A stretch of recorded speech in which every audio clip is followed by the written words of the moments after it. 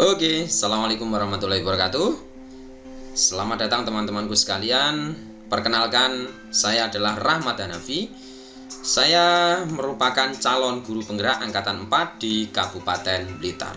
Nah, teman-teman, saya berasal dari SMK Negeri 1 Danawu, dan di sini saya ingin mempraktekkan coaching yang merupakan tugas saya di calon guru penggerak pada modul 2.2.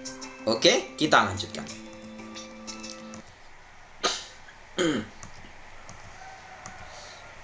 Permasalahan. Nah, permasalahan yang saya hadapi di sini sebagai coach, seorang guru sangat memahami jika Bayu merupakan salah satu muridnya yang sangat berbakat dalam berpidato menggunakan bahasa Inggris. Ia mendorong Bayu untuk mengikuti perlombaan pidato dalam bahasa Inggris tingkat kabupaten. Namun, nampaknya Bayu masih belum percaya diri di sini. Nah, bagaimana cara saya dalam menanggapi hal ini? Kita langsungkan saja. Coba kita lihat tahapan coaching. Nah, perlu kita ketahui, tahapan coaching yang pertama itu adalah T, artinya adalah tujuan. Karena tahapan coaching di sini yang akan kita pakai itu adalah tahapan tirta, yang terdiri dari T yang pertama itu adalah tujuan. Artinya apa? Menyampaikan tujuan coaching. Yang kedua, identifikasi, memberikan pertanyaan-pertanyaan dan umpan balik yang mengarah pada identifikasi potensi-potensi kunci yang dimiliki kunci maksudnya. Yang ketiga, rencana aksi. Rencana aksi yang memberikan pertanyaan-pertanyaan dan umpan balik mengenai rencana aksi kunci dalam menyelesaikan permasalahannya. Di sini tadi permasalahan kunci yang di sini tadi permasalahan kunci saya adalah kurangnya percaya diri. Jadi, rencana aksi apa yang akan digunakan kunci nanti dan bagaimana coach menggali potensi-potensi yang ada pada kunci, dan rencana aksinya itu bisa diketahui secara langsung tanpa adanya paksaan dari coach. Artinya kunci sendiri itu mampu memunculkan potensi yang ada dalam dirinya dan mampu menyelesaikannya. T, yang keempat, tanggung jawab, memberikan pertanyaan-pertanyaan dan umpan balik mengenai komitmen kunci dalam menjalankan rencana aksinya. Jadi, di akhir tahapan tirta, ta yang terakhir itu adalah tanggung jawab. Artinya, di sini kunci itu ditanya, tanggung jawab atau komitmen apa yang akan dilakukan kunci setelah mendapat solusi atau mendapat penyelesaian masalah dari coachnya yang mampu membantu mengarahkan, menggali potensinya supaya permasalahan yang ada dalam dirinya itu segera terselesaikan. Jadi komitmen apa yang akan dilakukan oleh coach itu nanti akan diperjelas percakapan antara coach dan coach. Nah, itu adalah keempat tahapan tirta. Sekarang silahkan simak proses coaching yang saya lakukan secara virtual dengan teman-teman sebaya saya. Ya, Assalamualaikum, selamat siang Pak Hanafi. Waalaikumsalam, selamat siang. Kalau boleh tahu ini dengan siapa? Ini saya Bayu dari kelas 11 TKR 1, Pak. Ya, Mas Bayu, ada yang bisa saya bantu? Jadi begini Pak, ini kedatangan saya ke sini ini saya ada sesuatu yang ingin saya ceritakan ke Bapak. Nah, kalau boleh tahu, tujuan Bayu datang ke sini ini tadi tujuannya apa ya? Jadi begini Pak, ini saya kemarin itu diminta oleh guru, salah satu guru bahasa Inggris itu untuk mengikuti kegiatan lomba bahasa Inggris antar kabupaten. Nah, padahal saya sendiri belum siap Pak mengikutinya. Saya merasa kurang percaya diri gitu Pak. Nah, kalau boleh tahu lagi nih sih Bayu, kenapa Bayu sampai tidak percaya diri untuk mengikuti lomba pidato? Apa yang membuat Mas Bayu ini tidak percaya diri? Iya, jadi saya itu takut kalau Pak, kalau nanti saya gagal dalam lomba tersebut. Saya takut kalau harus mengecewakan Bapak dan Ibu guru yang lain, terus mengecewakan teman-teman yang lain juga, Pak, gitu. Oke, oke, oke, oke. Sebelum langkah ke sana nih Mas Bayu, saya ingin tahu, eh, kemarin kan tentunya Mas Bayu kan sudah menerima raport. Nah, Ya, saya ingin tahu bagaimana nilai bahasa Inggris dari rapotnya Mas Bayu. kemarin bahasa Inggris itu saya sempat dikasih guru pengetahuan itu dapat 95, Pak. Keterampilan dapat 98 kemarin. Nah, itu bagus nilainya. Nah, apakah Mas Bayu juga punya pengalaman dalam bidang bahasa Inggris? Misalkan, apakah Mas Bayu juga pernah mengikuti lomba? Ini saya ingin tahu kenapa guru Mas Bayu itu sampai merekomendasikan Mas Bayu untuk mengikuti lomba. Nah, saya ingin tahu dulu ini. Kalau lomba kemarin juga pernah Pak, tapi hanya 1 kali itu ikut lomba juga mewakili sekolah kemarin antar kecamatan di Udanawu pernah. Itu Oh, 1 kali tahun kemarin lah. oh iya. Jadi pernah mengikuti lomba dan tempatnya di Udanawu ya Mas Bayu?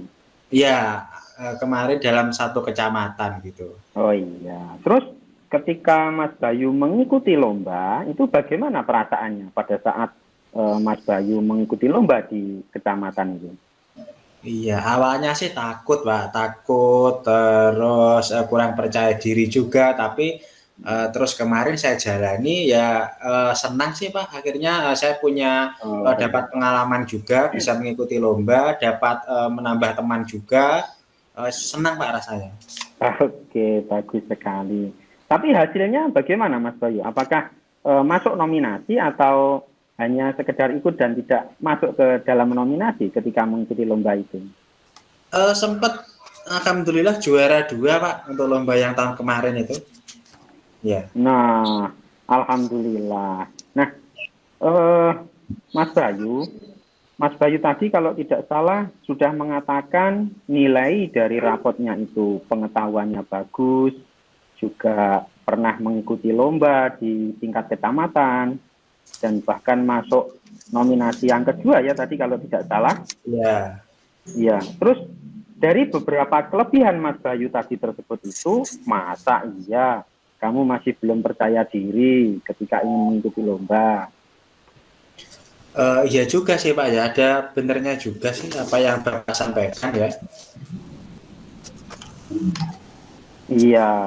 Nah, dari yang sudah kita bahas tadi itu, apakah kamu sudah memiliki rencana ke depan untuk terkait permasalahan dari Mas Bayu tadi itu? Ya, ya jadi kalau saya sebetulnya beberapa pertanyaan dari jenengan tadi juga cukup membuka pikiran saya Pak. Memang seharusnya saya juga tidak perlu terlalu khawatir akan hal tersebut. Jadi memang saya harus punya rencana, saya pikir ke depan supaya saya juga bisa tetap percaya diri mengikuti lomba itu gitu. Rencana yang pertama nanti mungkin saya mau menemui salah satu guru bahasa Inggris Pak, favorit saya di sekolah kita, supaya beliau nanti mau mengajari saya bahasa Inggris gitu, lebih mendalam lagi terkait dengan pidato bahasa Inggris. Yang kedua mungkin saya akan coba ikut les privat bahasa Inggris Pak.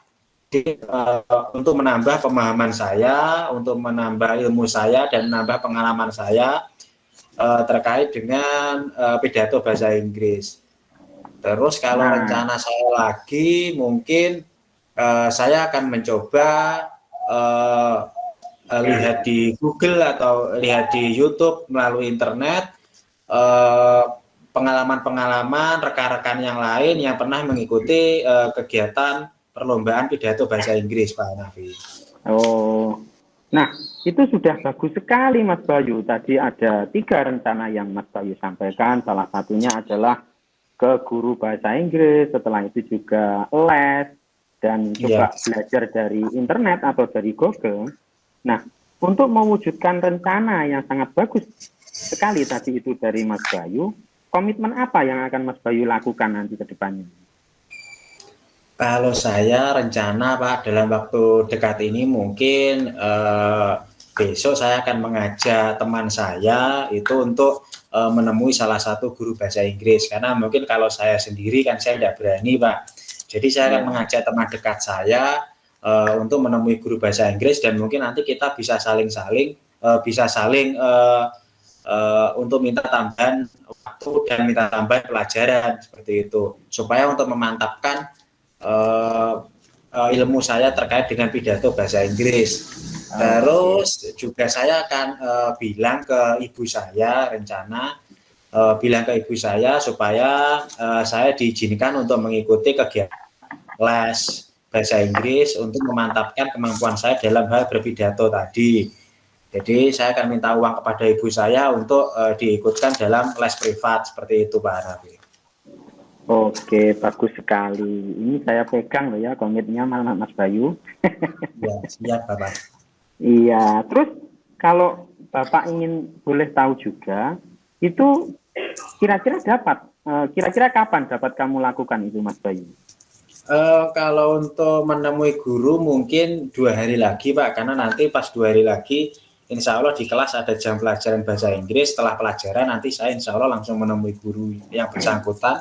Terus kalau untuk bilang kepada ibu saya mungkin bisa Pak nanti malam gitu, sambil TV saya ngobrol dengan ibu saya, menceritakan kejadian selama di sekolah, lalu nanti minta pendapat ibu saya supaya nanti juga diizinkan ikut les tambahan bahasa Inggris gitu Pak Hanafi. Oke, bagus sekali Mas Bayu. Ya mungkin besar harapan Bapak, kamu menemui Bapak 1 minggu lagi, ya. Kalau bisa menyampaikan hasil rencana yang sempat Mas Bayu tadi itu sampaikan. Iya Bapak. Jadi seperti itu Mas Bayu. Ya, terima kasih atas kedatangan kamu tadi ke sini, telah bersedia menceritakan masalah yang kamu alami tadi. Ya sama-sama Bapak, terima kasih juga karena Bapak juga sudah mendengar curhatan saya terkait dengan masalah yang saya alami gitu. Ya saya boleh mohon izin Bapak untuk meninggalkan ruangan karena sudah mau jam pelajaran selanjutnya. Oke, boleh Mas Bayu, tapi jangan lupa komitmennya tadi saya pegang loh ya. Oh iya, siap Pak. Terima kasih. Ya, saya izin keluar dulu Pak ya. Assalamualaikum. Iya Mas Bayu, waalaikumsalam warahmatullahi wabarakatuh. Iya, terima kasih ini Pak Hanafi sama Pak Bayu nih, ada 2 aktor yang sedang jadi coaching sama coaching. Secara umum wow, luar biasa. Saya melihat tadi mulai dari bagaimana menanyakan tujuan, kemudian bagaimana mengidentifikasi permasalahannya kayak apa, kemudian bagaimana rencana aksi selanjutnya, sampai yang terakhir tanggung jawabnya bagaimana, dan ditutup dengan manis juga, yaitu terkait dengan aksinya itu akan diminta pertanggungjawaban, katanya seperti itu. Jangan-jangan cuma cerita aja terus lari. Ya, jangan sampai cerita aja karena akan ditagih 1 minggu ke depan. Ini tadi saya apakah komitmen yang dikemukakan oleh Ananda Bayu tadi memang benar-benar dilaksanakan secara konsekuen. Saya kira seperti itu. Secara struktur, alhamdulillah mungkin saya lihat sudah memenuhi syarat-syarat dari Tirta, karena memang 4 unsur sudah dimasukkan di sini. Demikian mungkin apa yang bisa saya sampaikan ke Pak Rahmat sama Pak Bayu. Mudah-mudahan apa yang kita lakukan benar-benar bermanfaat. Nah, teman-teman, berikut adalah hasil coaching yang saya lakukan tadi. Bagaimana? Menarik bukan? Ternyata proses coaching itu tidak hanya mampu dilaksanakan oleh guru BK, namun kita sebagai guru-guru mapel juga dapat melakukannya. Berikut ingin saya sampaikan hasil coaching yang sudah saya lakukan di depan tadi. 1. Coaching dilaksanakan menggunakan tahapan Tirta secara berurutan. Jelas sekali ya teman-teman. Yang kedua, coaching aktif selama proses coaching. Artinya coaching itu harus aktif, di mana keaktifan itu dipicu oleh pertanyaan-pertanyaan yang bagus sekali dengan tahapan-tahapan Tirta yang disampaikan oleh coach. Yang ketiga, Kuci memiliki 3 rencana aksi, jelas sekali ya teman-teman kalau melihat video yang di depan tadi, dan komitmen. Jadi Kuci memiliki 3 rencana aksi dan komitmen yang akan dilaksanakan untuk menyelesaikan permasalahannya. 4. Permasalahan konseli dapat terselesaikan. Mantap. Nah, pengalaman apa yang bisa diambil di sini? Yang pertama adalah mendapatkan pengalaman baru selama proses coaching. Saya sebagai guru produktif di SMK belum pernah melakukannya. Nah, ini garis besarnya ya. 2, saya mendapatkan banyak sekali ilmu dan bisa mempelajari banyak hal di luar jurusan saya, terutama jurusan DPIB. Yang ketiga, saya merasa senang dengan banyaknya kegiatan positif selama proses coaching. Yang keempat, mengetahui perbedaan coaching dan konseling.